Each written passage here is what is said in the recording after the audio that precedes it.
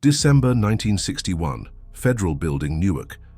A clerk named Arthur Moss opens a filing cabinet marked Inactive Cases, 1939 and 1942, and finds 2 folders wrapped in black twine. No names on the tabs, just dates. When he cuts the twine, photographs spill across the concrete floor. 2 faces, identical, young, eyes like empty wells. At the bottom of each folder, stamped in faded red ink, "Do not catalogue, do not investigate, sealed by order." The clerk slides the photos back in, wraps the twine, never speaks of it again. But that night he dreams of altar bells and blood running down marble steps. 22 years earlier, those 2 boys were 18 years old, and what they did in the shadow of St. Anthony's Church would make the Bureau wish they'd never been born at all. Before we continue this story, make sure to hit that subscribe button and tell me where you're listening from. Which city, which state? I'm curious to know who's brave enough to follow this story to the end. The summer of 1939 smelled like gasoline and rotting fruit in the ironbound district of Newark. The Depression had loosened its grip just enough for men to stop jumping from factory roofs, but not enough for anyone to feel safe. The neighborhood was Portuguese and Italian mostly. Brick tenements pressed shoulder to shoulder, laundry lines stretched between fire escapes like rosaries strung across the sky. At dawn you could hear the foreman's whistles from the docks, the clatter of delivery trucks on cobblestone, and the long, mournful toll of St. Anthony's bell calling the faithful to morning mass. The Vitale family lived on the 3rd floor of a building that leaned slightly to the left, as if the structure itself was trying to avoid God's eye.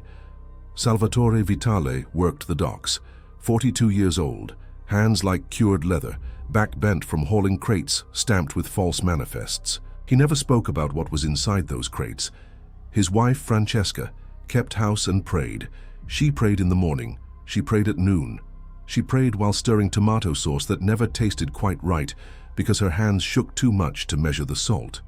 She prayed because prayer was cheaper than doctors, and silence was safer than questions.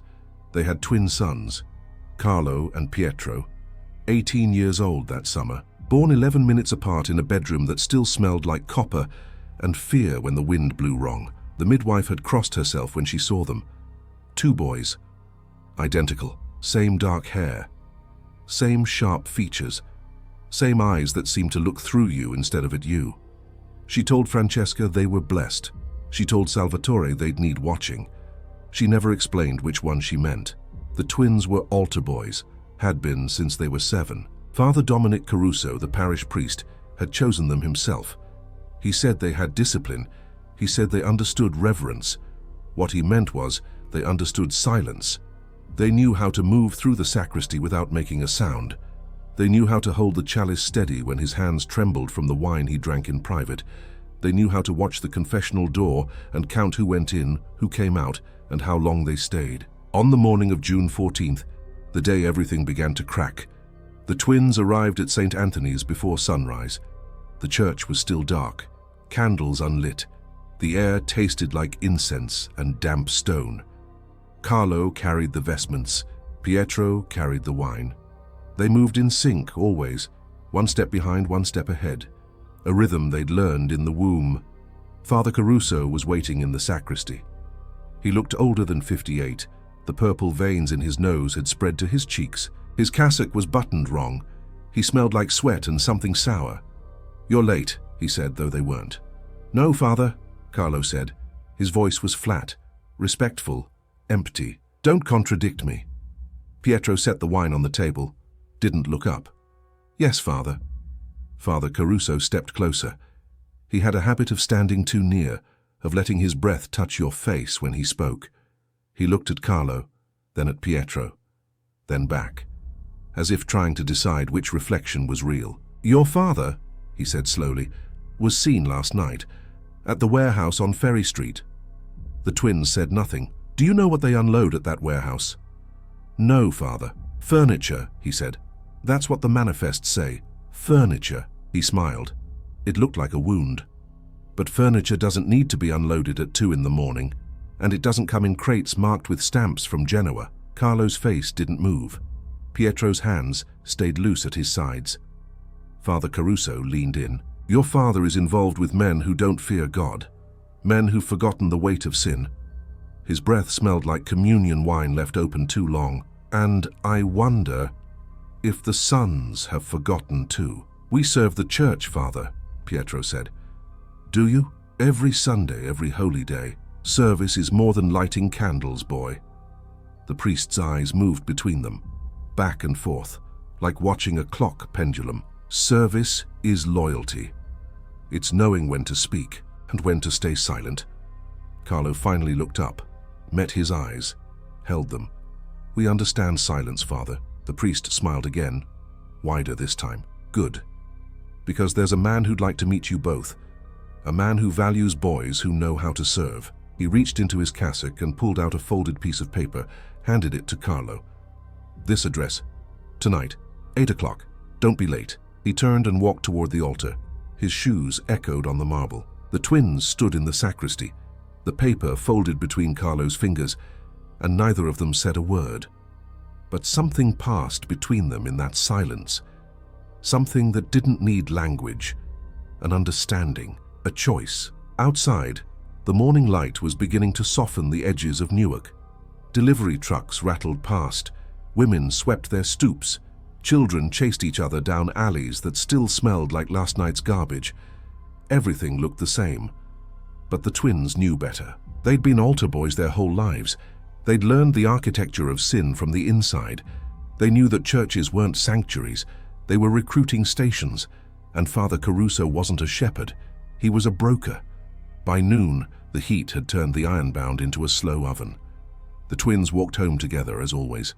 They didn't speak. Words were unnecessary. They'd been finishing each other's thoughts since before they had language for it. A tilt of the head, a shift in posture. That was enough. Their apartment was empty. Salvatore was at the docks. Francesca was at her sister's house, probably lighting candles for saints who'd stopped listening years ago. The twins went to the bedroom they shared. 2 narrow beds, a single window that looked out onto a fire escape covered in rust and pigeon shit. They sat across from each other. Carlo unfolded the paper Father Caruso had given him. An address, 447 Merchant Street. No name, no explanation. Pietro leaned back against the wall. He's selling us. Yes. To who? Does it matter? Pietro smiled. It was a cold thing, clinical. No, I suppose it doesn't. Carlo folded the paper again, slid it into his pocket. We've been watching the wrong people. What do you mean? Father Caruso. The men who come to confession. The women who light candles and whisper secrets. Carlo's eyes were distant, calculating. We've been watching from the wrong side of the glass. Pietro understood immediately.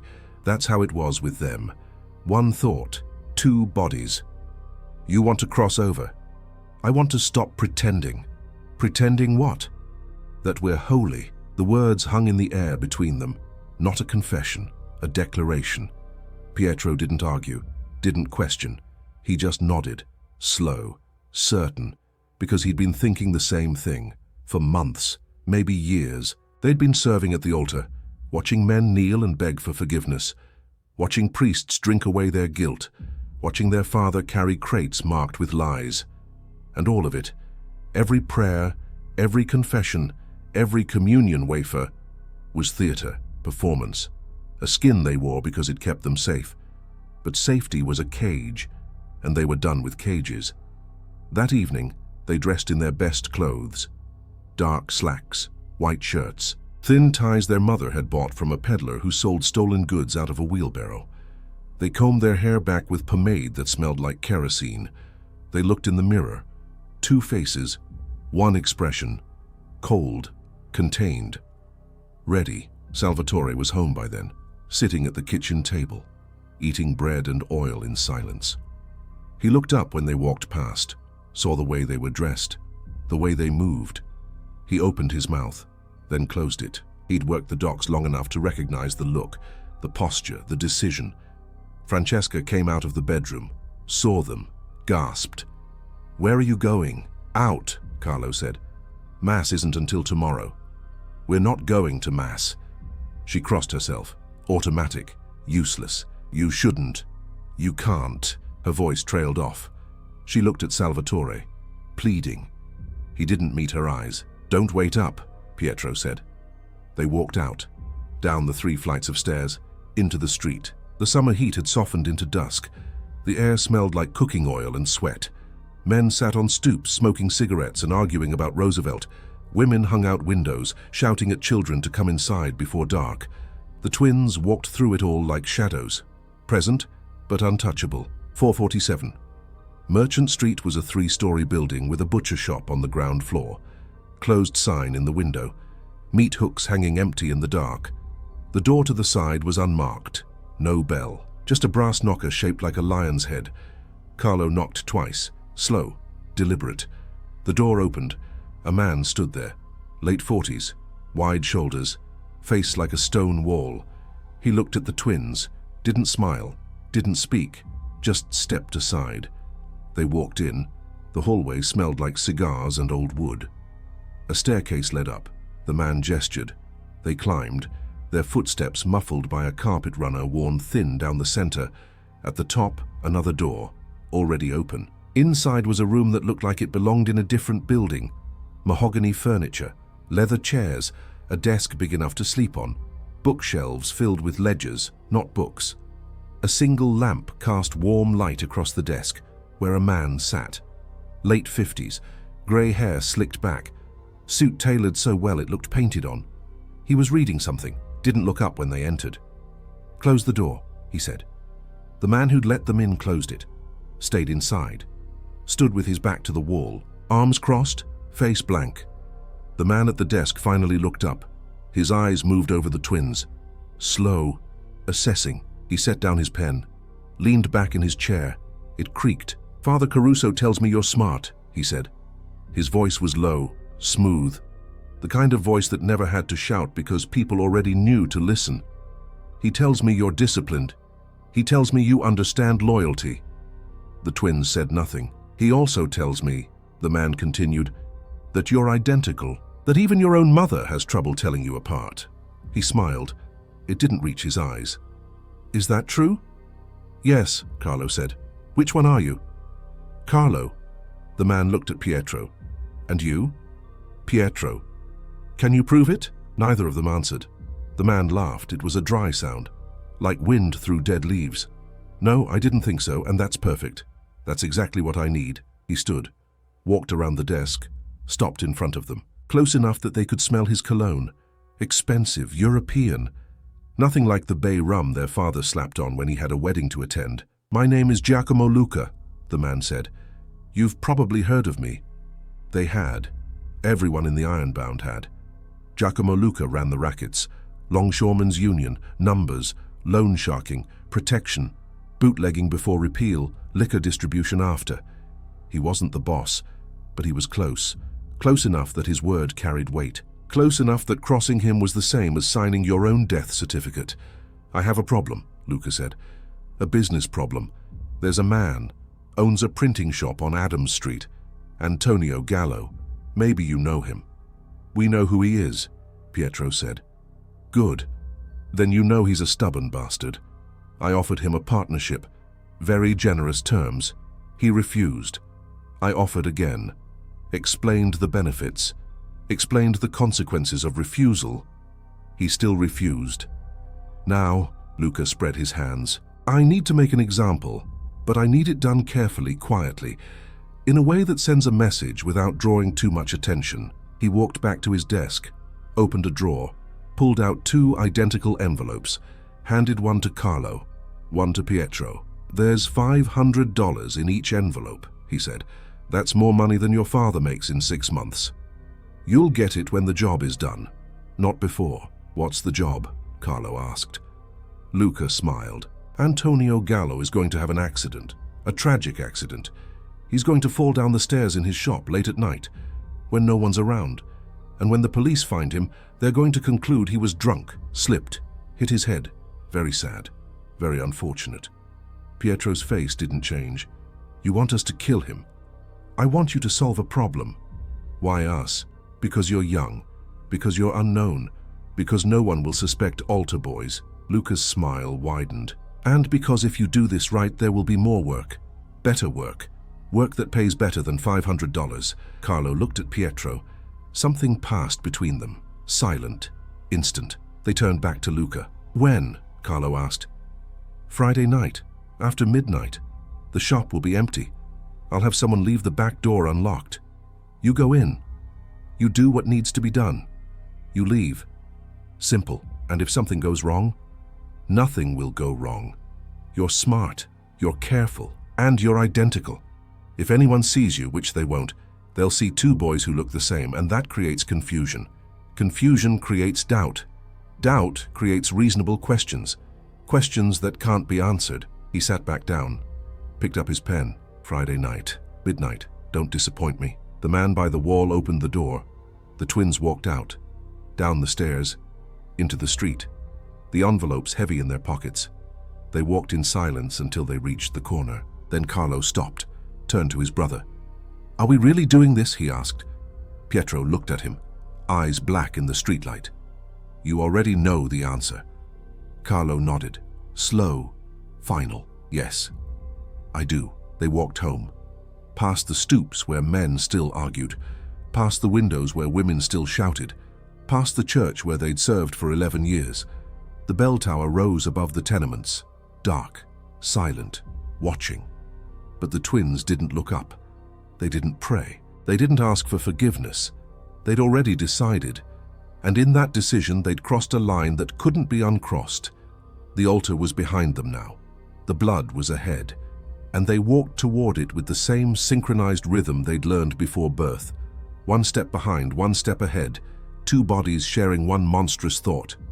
Friday night would come, and when it did, Antonio Gallo would learn what it meant to refuse Giacomo Luca. But more than that, Newark would learn what Carlo and Pietro Vitale were capable of. And by the time the Bureau tried to catalogue the aftermath, tried to make sense of the bodies and the silence and the synchronized brutality that followed, it would be too late. The files would be sealed, the evidence buried, and the twins would become something worse than criminals. They'd become ghosts. Friday came slow. The days between Tuesday night and Friday midnight felt stretched thin, like taffy pulled too long. The twins went to work. Carlo worked at a garage on Washington Street, changing oil and rotating tires. Pietro worked at a grocer's, stocking shelves and sweeping floors. They went to Mass on Wednesday evening, knelt in the pews, took communion. The wafer stuck to the roof of Carlo's mouth. He didn't wash it down with wine. He let it dissolve. Slow, deliberate, tasting the blandness of it. The empty ritual. Father Caruso gave the homily. Something about Peter denying Christ, about cowardice and redemption. His voice echoed off the vaulted ceiling, bouncing between stone and stained glass. The twins sat in the back row, watching, not listening. They'd heard it all before. The warnings, the promises, the threats wrapped in parables. None of it mattered anymore. They'd made their choice, and every word Father Caruso spoke just sounded like noise. After Mass, the priest caught them in the vestibule. He put his hand on Carlo's shoulder. Squeeze, too hard, too familiar. I trust your meeting went well, he said quietly. It did, Father. Good. Mr. Luca is a generous man, a faithful man. He understands the value of the church. Father Caruso's eyes flicked between them, and the church understands the value of men like him. Pietro didn't respond, just looked at the priest with that flat, empty gaze he'd perfected over years of holding chalices and bowing to hypocrisy. Father Caruso released Carlo's shoulder. Go with God, boys. They walked out into the summer night. The air was thick, heavy, the kind of heat that made breathing feel like work. Carlo loosened his tie. Pietro lit a cigarette. They stood on the church steps, looking out at the ironbound. The neighborhood was alive, radios playing through open windows, children running between streetlights, women gossiping on corners. Men gathered outside the social club on Wilson Avenue, laughing too loud, drinking too much. Do you think he knows? Pietro asked, exhaling smoke. Caruso? Yes, Carlo considered. He knows something. Maybe not specifics, but he knows we're not altar boys anymore. We never were. No, but we played the part well. Pietro flicked ash onto the church steps. Are you scared? Carlo thought about it, turned the question over in his mind, examined it. No, he said finally. Are you? No. They smoked in silence. Then Pietro said, do you think it'll feel different? After. After we kill him? Yes. Carlo looked at his brother. Really looked. Saw himself reflected back. Same face, same eyes, same cold certainty. I don't know. Maybe, maybe not. Does it matter? I suppose not. They finished their cigarettes, dropped them on the steps, crushed them under their shoes. Then they walked home, side by side, identical shadows moving through a world that had already decided they were damned. Thursday passed like any other day. Work, dinner, silence. Their mother tried to talk to them at the table, asked about their day, asked if they were feeling all right, asked if they wanted to come with her to her sister's house on Sunday. They answered in monosyllables. Yes. No. Fine. She gave up eventually, cleared the plates, went to her room. They heard her crying through the door. Soft, muffled, the kind of crying that came from knowing something was wrong but being too afraid to name it. Salvatore sat at the table, smoking, staring at the wall. He didn't ask questions, didn't offer advice. He'd lived his whole life in the space between legal and illegal, between safety and consequence. He recognized the look in his son's eyes. He'd seen it in his own mirror often enough. "Whatever you're doing," he said finally, voice low and rough, "don't bring it home." Carlo nodded. "We won't. And don't trust anyone, not the priest, not Luca, not even each other." Pietro laughed, a short, bitter sound. "We're twins." "Exactly. You'll betray each other eventually. Everyone does." "Not us." Salvatore looked at him, long, hard. Then he shook his head. "You're young. You think you're special. Different. You're not. You're just two boys who think they're smarter than they are, and that'll get you killed." He stood, walked to his bedroom, closed the door. The twins sat in the kitchen. The clock on the wall ticked, loud, rhythmic, counting down to midnight Friday. They didn't speak, didn't need to. They were already preparing, mentally, emotionally, going over the plan, the back door of Gallo's print shop, the stairs, the fall, the staging. They'd been watching the shop all week, timing the foot traffic, noting the police patrols, memorizing exits. They were methodical, precise, careful, because Salvatore was wrong. They weren't reckless. They weren't naive. They were smart, and they were patient. And most importantly, they were synchronized. Two bodies, one mind. That made them dangerous. That made them different. That made them exactly what Giacomo Luca needed. Friday came. The day stretched, elastic, oppressive. Carlo went to work, changed oil in a Packard, rotated tires on a Studebaker. His hands were black with grease by noon. He washed them in the filthy sink at the back of the garage, scrubbed until his knuckles were raw. But the grease stayed in the lines of his palms, embedded, permanent. He stared at his hands, wondered if blood would stain the same way. Pietro stocked shelves, canned tomatoes, boxes of pasta, sacks of flour. The grocer's wife watched him all day. She was a nervous woman, thin, twitchy. She didn't trust anyone, especially not boys who moved too quietly. She asked him twice if he was feeling well. He said yes. She didn't believe him, but she didn't press. She just watched and counted the inventory when he left. They met at home at 8. Their parents were out. Salvatore was working a late shift. Francesca was at a wake. Some distant cousin no one liked, but everyone pretended to mourn. The apartment was empty. The twins ate bread and cheese, drank water, didn't talk. They'd already said everything that needed saying. At 11, they changed clothes, dark pants, dark shirts, shoes with soft soles. They left their ties at home, rolled their sleeves to the elbows. Carlo checked his pockets, empty. No wallet, no identification, nothing that could be traced. Pietro did the same. They looked at each other. One last check, one last confirmation. Then they walked out. The streets were quieter now. Most people were home. A few drunks stumbled between bars. A prostitute stood on a corner, smoking, watching cars pass. A cop walked his beat on the far side of Wilson Avenue, swinging his nightstick, whistling. The twins avoided him. Took the long way. Through alleys, between buildings. They knew the Ironbound like they knew each other. Every shortcut, every shadow, every blind spot. They reached the print shop at 11:45. Adams Street was dark. The streetlights were spaced too far apart. The shops were closed. Metal grates pulled down over windows, no one around. They walked past once, scanning, looking for movement, for witnesses, for anything unexpected.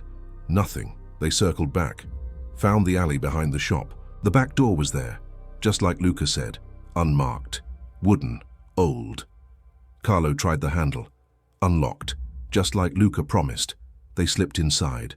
The shop smelled like ink and paper and machine oil. Dark, silent. The printing presses loomed in the shadows. Big, industrial.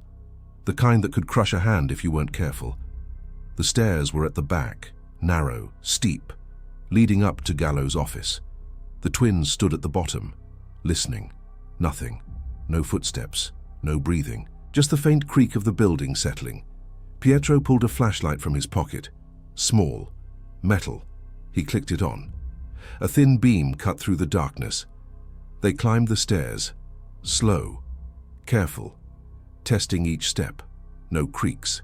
No noise. At the top was a door. Closed. A line of light visible underneath. Someone was inside. Carlo put his ear to the door. Heard something. Movement. Papers shuffling. A chair scraping. Then a voice. Low. Muffled. Antonio Gallo. Talking to himself. Or maybe on the phone. Hard to tell. Pietro looked at Carlo, raised an eyebrow. Carlo nodded. They'd go in together. Fast. Overwhelming. No chance to fight back. No chance to scream. Carlo turned the handle. Slow. Quiet. The door opened. They stepped inside. Antonio Gallo was sitting at his desk. Late 50s. Balding. Glasses perched on his nose. He was going over invoices. A ledger open in front of him. A bottle of whiskey beside it. Half empty. He looked up when the door opened. Saw the twins. His face went through a sequence. Confusion. Recognition. Fear. Who? He started. Carlo moved first. Closed the distance in 3 steps. Grabbed Gallo by the collar. Hauled him out of his chair. Gallo's glasses fell. Clattered on the desk. He tried to shout. Carlo's hand clamped over his mouth, muffled it. Pietro closed the door behind them. Locked it. Turned. Walked over. Calm. Methodical. Like he was stocking shelves. Gallo struggled. Thrashed. But he was old. Soft. No match for 2 18-year-olds who'd spent their lives carrying heavy things. Carlo held him. Pietro stepped close. Looked into Gallo's eyes. Wide. Terrified. Pleading. Mr. Luca sends his regards, Pietro said. Then he drove his fist into Gallo's stomach. Once, twice, 3 times, hard, clinical. Gallo's body folded. Air rushed out of him. Carlo released his mouth. Gallo gasped, wheezed, tried to beg. Please, please, I have money, I'll pay. It's not about money, Carlo said. Then what? Respect. Pietro grabbed Gallo's arm. Carlo grabbed the other. They dragged him toward the stairs. Gallo tried to resist, tried to dig his heels in. Useless. They were stronger, younger, determined. They hauled him to the top of the stairs. Gallo looked down, saw the steep descent. The concrete floor at the bottom. He understood then what was happening. What they were going to do. No, no, please. His voice cracked, high, desperate. I'll leave. I'll sell the shop. I'll do whatever he wants. Please, I have a daughter. She's only... Pietro hit him again, in the face this time. Gallo's head snapped back. Blood burst from his nose. He sagged. Carlo and Pietro held him between them, positioned him at the top of the stairs. They looked at each other. One last confirmation. Then they let go and pushed. Gallo fell, tumbled. His body hit the stairs. Once, twice, 3 times. The sound was terrible, wet, crunching, bones breaking, flesh tearing. He landed at the bottom, face down, twisted, limbs bent at wrong angles. A pool of blood spreading beneath his head. The twins stood at the top, looking down, breathing steady, calm. They waited, listening for movement, for breath. Nothing. Gallo didn't move. Pietro descended first, checked the body. No pulse, dead. He looked up at Carlo, nodded. Carlo came down. They moved quickly now. Stage the scene. Make it look right. They took the whiskey bottle from upstairs, poured some on Gallo's shirt, splashed some on the stairs, placed the bottle near his hand, knocked over a chair, scattered some papers, made it look like he'd been drinking, stumbled, fell. Then they left, out the back door, into the alley. They didn't run. Running drew attention. They walked, steady, calm. Two boys heading home after a long night. Nothing suspicious, nothing memorable. They reached their apartment at 1:30. Their parents were still out.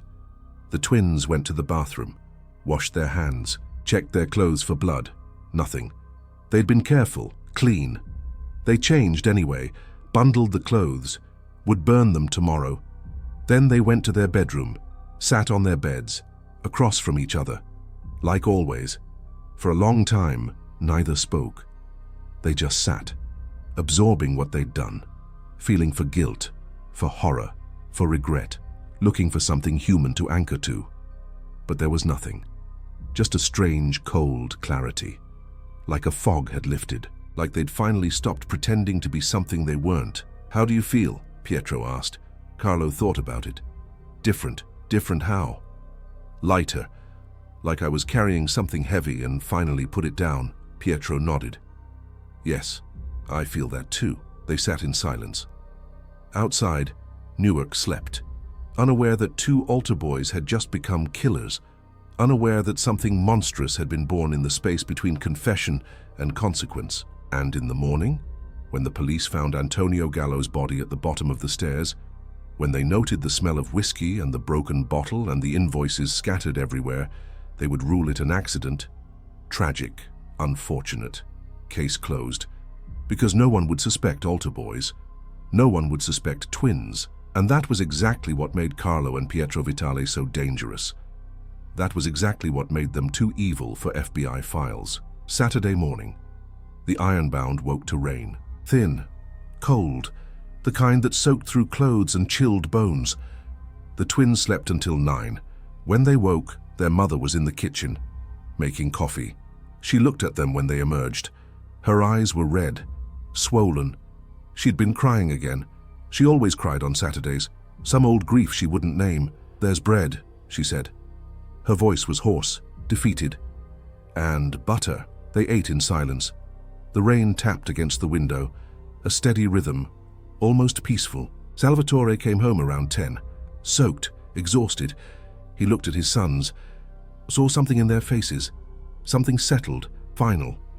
He didn't ask, just poured himself coffee and sat. At 11, someone knocked on the door. Sharp, insistent.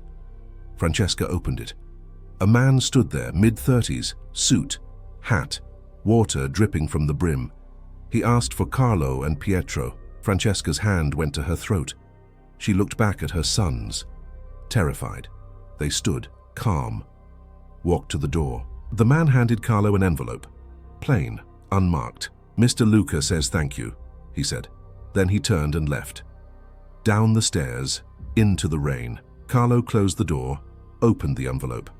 Inside were 2 smaller envelopes, $500 in each, just like Luca promised. He handed one to Pietro. They didn't count it, didn't need to. They trusted Luca, not because he was honorable, but because he was practical. Cheating them would create problems. Problems weren't profitable. Francesca stared at the money. "What is that? What did you do?" "Nothing," Carlo said. "Don't lie to me. That's more money than—" "It's none of your business." She slapped him, hard, across the face. The sound cracked through the apartment. Carlo's head barely moved. He just looked at her, that flat, empty gaze. She stepped back, frightened, not of the slap's consequence, but of what she saw in his eyes. The absence, the void. "You're not my son," she whispered. "Yes, I am. You just never knew what kind of son you had." Salvatore stood, put himself between Francesca and the twins. "Get out," he said, voice low. "Dangerous. Both of you, get out of this house." "We're not going anywhere," Pietro said.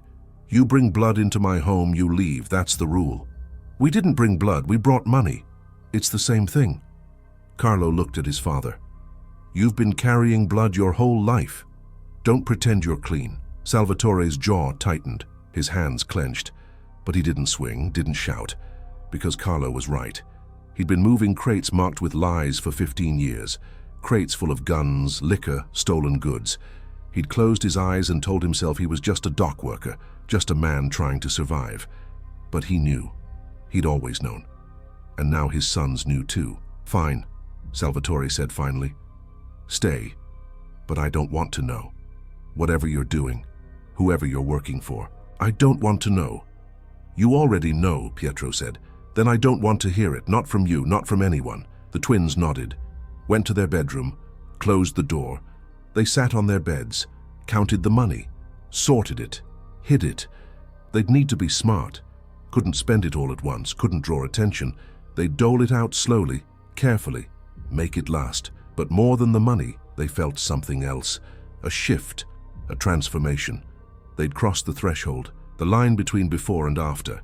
And there was no going back. They weren't altar boys anymore. They weren't sons. They were something new, something colder. They were Giacomo Luca's boys now.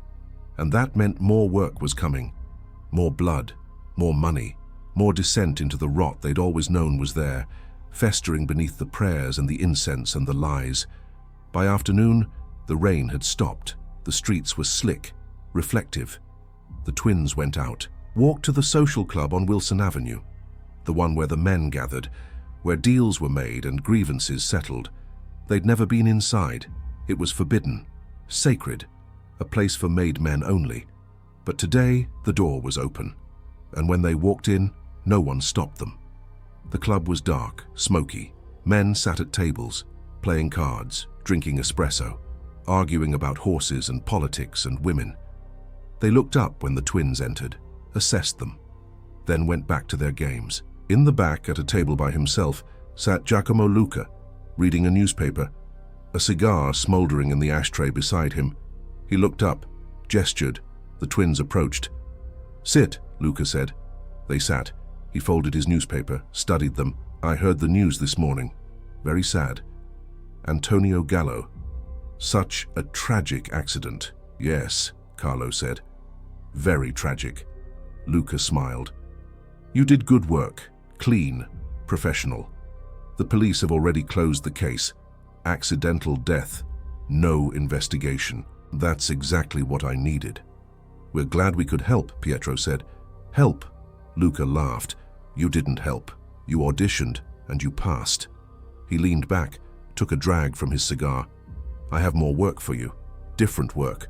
More complicated, more profitable. We're listening. There's a union organizer, Tommy Brennan, Irish, communist sympathies.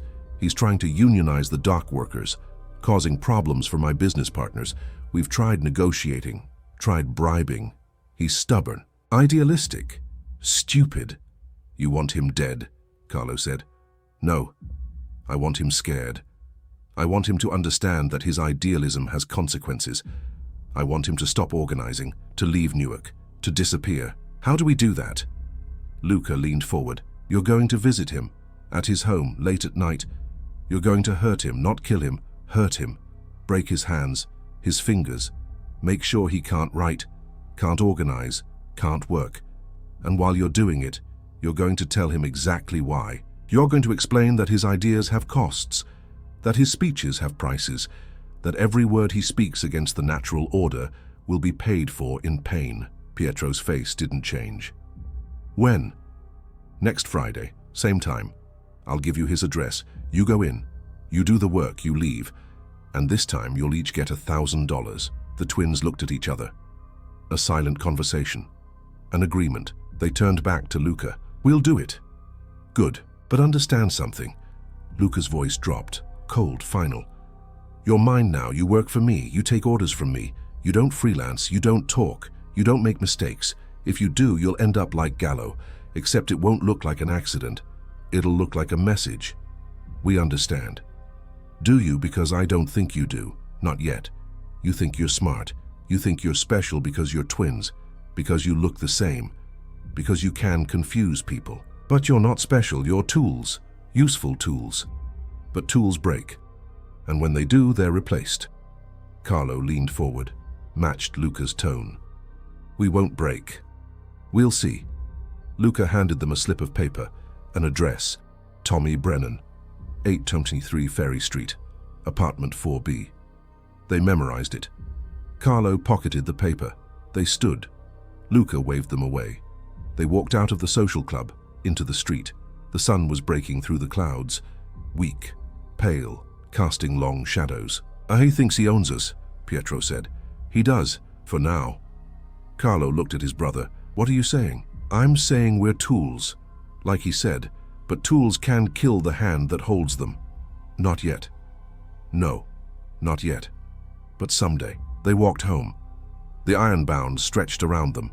Buildings, streets, people, all of it grinding forward, oblivious, unaware that two 18-year-old boys had just begun a descent that would leave bodies and silence in their wake. Unaware that the twins who once held chalices and lit candles were now holding something darker, something that couldn't be blessed or absolved. And in the days that followed, as they prepared for Tommy Brennan, as they sharpened their instincts and hardened their resolve, they began to understand something fundamental about the world they'd entered. Violence wasn't chaos. Violence was clarity. It was the purest form of communication, and they were fluent in it. They'd been learning the language their whole lives. In the confessional, in the prayers, in the silences their parents kept, every unspoken truth, every hidden sin, every compromise made in the name of survival. It had all been preparation, and now the real work was beginning. Tommy Brennan would be the second lesson, but he wouldn't be the last, not even close. Because Carlo and Pietro Vitale had discovered something about themselves, something cold, something monstrous. They were good at this, better than good. They were naturals. And in a city like Newark in a time like 1939, when the world was holding its breath before the war, when everyone was desperate and hungry and willing to do whatever it took to survive, there was a market for boys like them. There was always a market for monsters. The week passed, slow and heavy, like moving through syrup. The twins went to their jobs, played their roles. Carlo fixed cars. Pietro stocked shelves. They ate dinner with their parents in silence. The tension in the apartment was palpable, thick. Francesca wouldn't look at them. Salvatore wouldn't speak. But neither of them asked questions. Neither of them demanded answers, because knowing would make them complicit. And complicity was a weight neither could bear. On Wednesday evening, the twins went to confession. They hadn't been since before Gallo. Father Caruso was waiting. He always knew when they'd come, like he could smell sin on them. Carlo went first. Knelt in the booth. The screen between them blurred the priest's face, made him abstract, less human. "Bless me, Father, for I have sinned. It's been 9 days since my last confession. Tell me your sins, my son." Carlo paused, deliberate, theatrical. "I've had impure thoughts." "About what?" "About power, about control, about what it means to be free." Father Caruso shifted. The wood creaked. "Those aren't sins. Those are temptations. Isn't that the same thing?" "No. Sin requires action. Temptation is merely thought. Then I've acted on my thoughts." Silence. Long. Heavy. Then Father Caruso's voice came through the screen, lower, cautious. "What did you do?" "What you told us to do. We served." "Served who?" "You know who." Another pause. Then a sigh. "Are you here for absolution or to mock me?" "I'm here because you told us to come. Because you sold us. Because you're as dirty as we are. Watch your tongue, boy." "Or what? You'll tell Luca? You'll excommunicate us?" Carlo laughed. Cold. Empty. "You're a pimp in a cassock. You trade boys for favors. You drink away your guilt and pretend it's communion. Don't lecture me about sin. You invented it."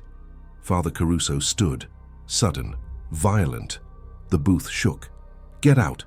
Get out of my confessional." Carlo stood, opened the door, looked at the priest through the half-open screen. "You created us, Father. You and Luca and this whole rotten city. So don't be surprised when we become what you taught us to be." He walked out. Pietro was waiting, kneeling in a pew, hands folded, head bowed, the picture of devotion. Carlo sat beside him. They waited. 5 minutes. 10.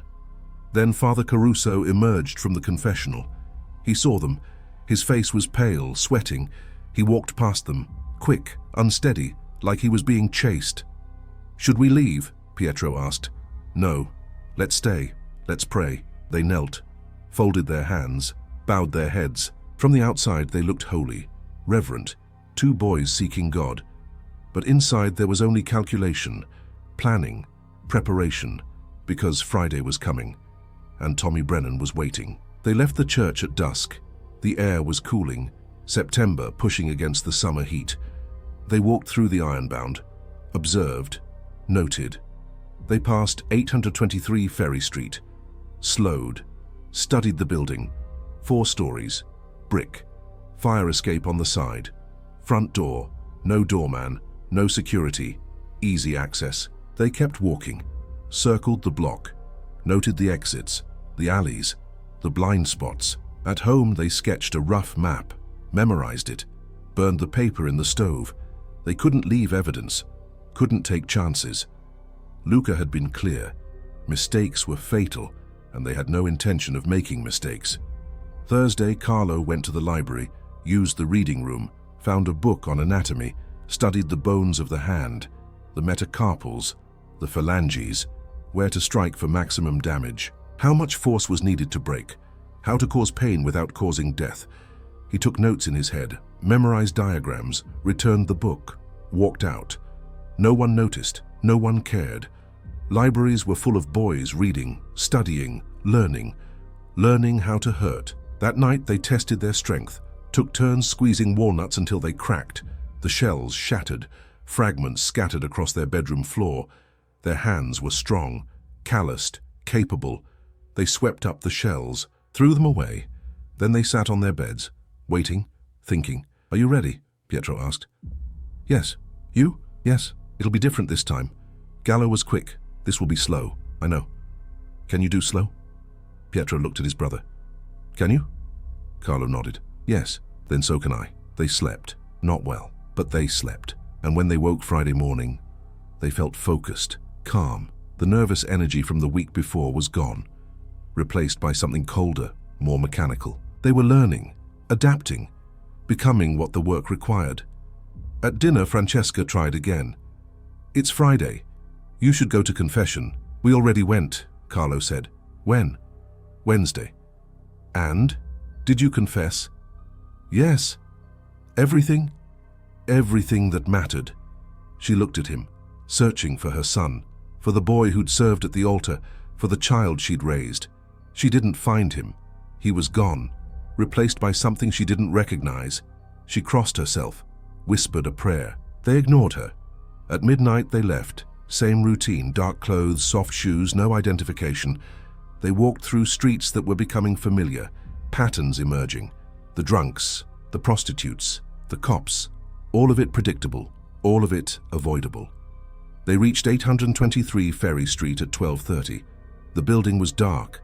A few windows glowed, dim, late-night lamps, people reading, thinking, unable to sleep. The twins entered. No lock on the front door, just a heavy push. The hallway smelled like mildew and cabbage. Stairs at the back, they climbed. 4th floor, apartment 4B, a thin line of light under the door. Carlo knocked, soft, polite, footsteps inside. Then a voice. "Who is it?" "Message for Tommy Brennan." "Who from?" "Giacomo Luca." Silence. Then the lock turned. The door opened. Chain still on. A man's face appeared. 30s.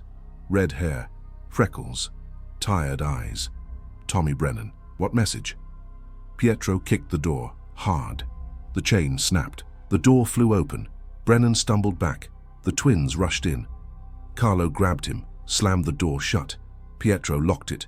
Brennan tried to fight, threw a punch, wild, desperate. It glanced off Carlo's shoulder. Pietro hit him in the stomach, once, twice. Brennan doubled over, gasping. Carlo shoved him into a chair, held him down. "Don't move," Carlo said.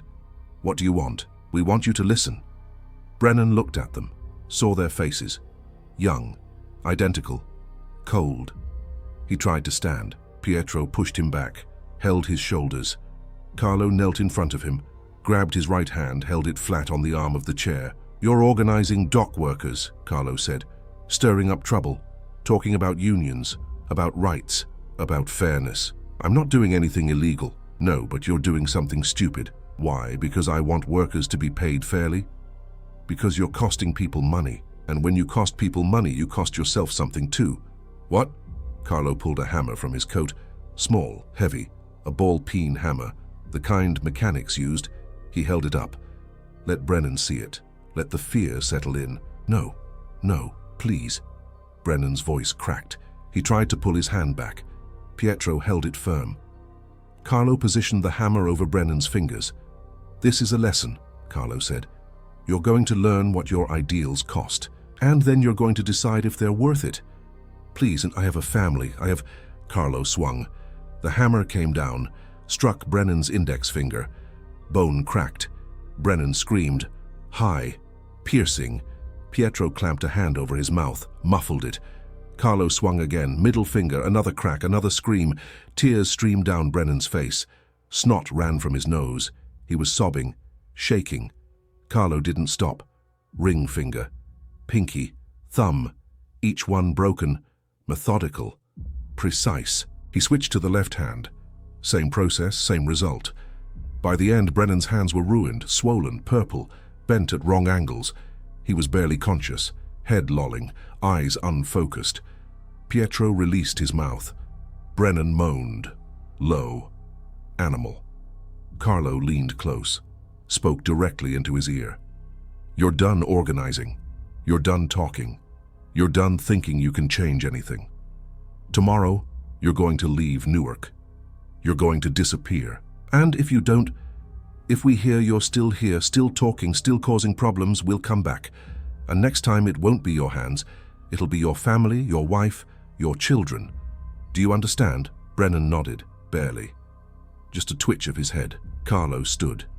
Pietro released him. Brennan slumped in the chair, broken. The twins walked to the door. Pietro unlocked it. They stepped out, closed it behind them, walked down the stairs, out into the night. The streets were empty, silent. They walked, didn't run, didn't speak, just moved through the shadows like they'd always belonged there. And maybe they did. Maybe this was what they were always meant to be.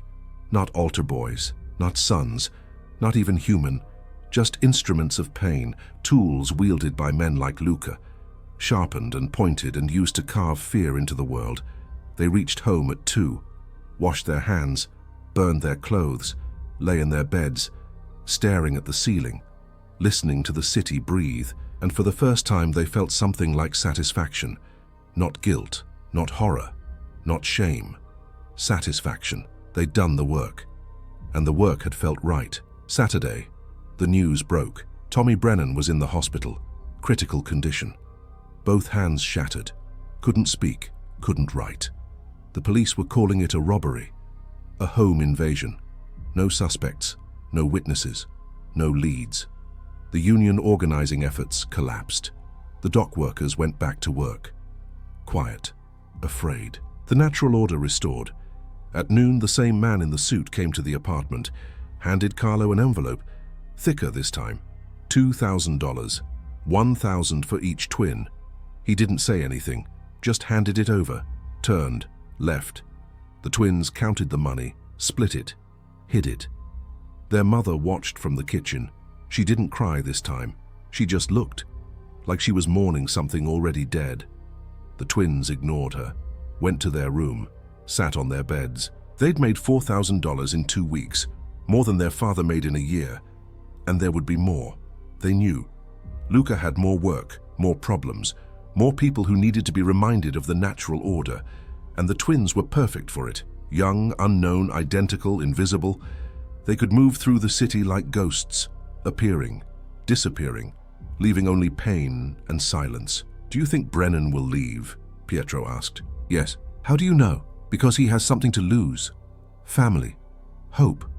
Men with something to lose always run. And what do we have to lose? Carlo thought about it, looked at his brother, saw his own reflection. Same face, same eyes, same void. Nothing. We have nothing to lose. Exactly. That's what makes us dangerous. They sat in silence. Then Carlo said, Luca thinks we're tools.